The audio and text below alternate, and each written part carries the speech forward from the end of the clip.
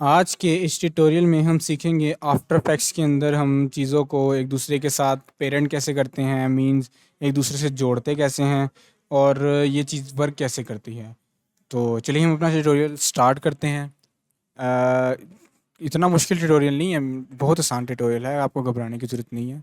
तो अगर मैं आपको ऐड करके दिखाऊँ एक टेक्स्ट, लाइक अगर मैं एक टेक्स्ट ऐड करता हूँ और उसके बाद मैं एक और टेक्स्ट लिखता हूँ, लाइक कोई भी टेक्स्ट टू, ठीक है,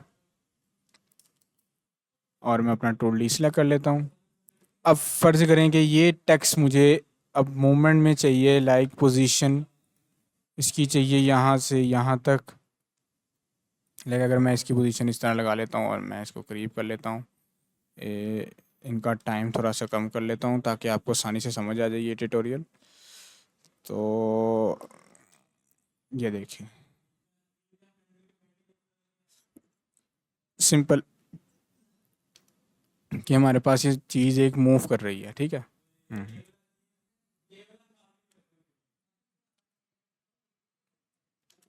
तो अगर मैं चाह रहा हूँ कि मेरी ये जो ये चीज़ है, अब दूसरा जो मेरा ये फॉर एग्जांपल टेक्स्ट है, ये बगैर की फ्रेम लगाए इसके साथ ही इस तरह से ही मूव करे जिस तरह मेरा ऊपर वाला ऑब्जेक्ट मूव कर रहा है।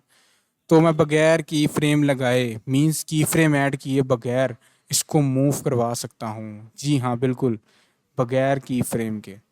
मैं क्या करता हूँ, मैं जो अपनी मेरी टूथपिक इस साइड पे आपको धागा टाइप नज़र आ रहा होगा या गोल गोल एक नज़र आ रहा होगा, मैं इसको क्या करता हूँ, मैं इसको क्लिक करके होल्ड एंड देन मैं जब अपने टेक्स्ट के साथ जिस पे मैंने की फ्रेम ऐड किया उस पर क्लिक करके छोड़ दूँ तो ये मेरा पेरेंट हो जाएगा।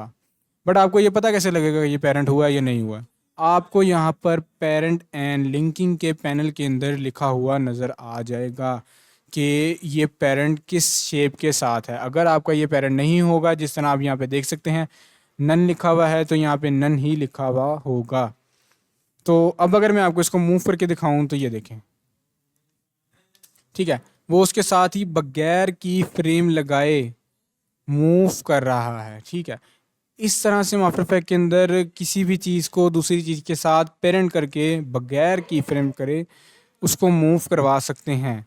इसका एक इस्तेमाल तो हो गया इस तरह से। अब इसका अगर मैं आपको एक और इस्तेमाल करके दिखाऊं, लाइक अगर मैं शेप लेयर के साथ करके दिखाऊं, तो मैं एक शेप लेयर क्रिएट करता हूं लाइक इस तरह से, ठीक है। और मैं क्या करता हूं, जैसे मैंने आपको बताया हुआ है कि जो सबसे ऊपर स्क्रीन में चीज़ होगी वो हमारे यहाँ पे लेयर में भी सबसे ऊपर होगी, तो मैं इसको लेयर को नीचे कर लेता हूँ और अपने टेक्स्ट को ऊपर कर लेता हूँ और इस टेक्स्ट का साइज़ में थोड़ा इंक्रीज़ कर लेता हूँ, ठीक है। मैं क्या करता हूँ, मैं अपने टेक्स्ट को अपनी शेप के साथ जब पेरेंट कर लेता हूँ, ठीक है, और अब मैं एंकर पॉइंट टूल से अपना जो टेक्स्ट है वो इस साइड पे रख लेता हूँ, ठीक है। एंकर पॉइंट टूल से एंकर पॉइंट मैंने अपनी साइड पे रख लिया। और अगर अब मैं अपने शेप लेयर की स्केल लगाता हूँ, लाइक अगर मैं शेप लेयर को स्केल लगाऊँ कि मेरा यहाँ पे स्केल है 0 और थोड़े से की फ्रेम बाद जाके मेरा स्केल है 10, बल्कि मैं 100 ही कर लेता हूँ इसको 100। तो आप देखेंगे कि जो मेरा टेक्स्ट है वो भी शेप लेयर के साथ ही स्केल हो रहा है बगैर की फ्रेम लगाए, ठीक है। तो इस तरह से हम आफ्टर इफेक्ट के अंदर ये जो हमारे पास पेरेंट एंड लिंकिंग है, इस तरह से इसको इस्तेमाल कर सकते हैं और इस तरह से हम इसको मूव करवा सकते हैं।